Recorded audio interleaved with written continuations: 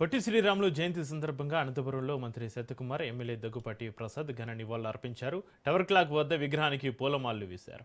భాష ప్రయుక్త రాష్ట్రాల ఏర్పాటుకు పొట్టి శ్రీరాములు పోరాటమే కారణమని మంత్రి సత్యకుమార్ తెలిపారు. అమరావతిలో 58 అడుగుల పొట్టి శ్రీరాములు విగ్రహాన్ని సీఎం చంద్రబాబు నాయుడు ప్రారంభించడం గర్వకారణమని తెలిపారు.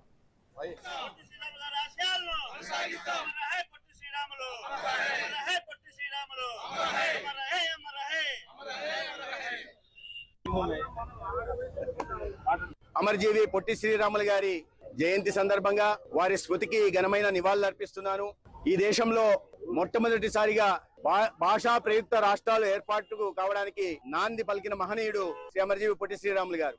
ఆనాడు మద్రాసు ప్రావిన్స్ లో తెలుగు జాతి పట్ల, తెలుగు వారి పట్ల వివక్ష చూపుతున్న నేపథ్యంలో, సవితి ప్రేమ చూపుతున్న క్రమంలో తెలుగు వారికి ప్రత్యేకమైన ఒక రాష్ట్రం ఉండాలని నినదించి కేంద్ర ప్రభుత్వం మీద ఒత్తిడి చేసి దానికోసం దాదాపు 58 రోజుల పాటు నిరవధిక నిరాహార దీక్ష చేసి దాంట్లో భాగంగా బలిదానం చేసిన త్యాగధనుడు అమరజీవి పొట్టి శ్రీరాములు గారు. ఆయన ఆనాడు భాషా ప్రయుక్త రాష్ట్రాలకు చేసిన ప్రయత్నం కారణంగానే తర్వాత మహారాష్ట్ర గాని, గుజరాత్ గాని, పంజాబ్ గాని, హర్యానా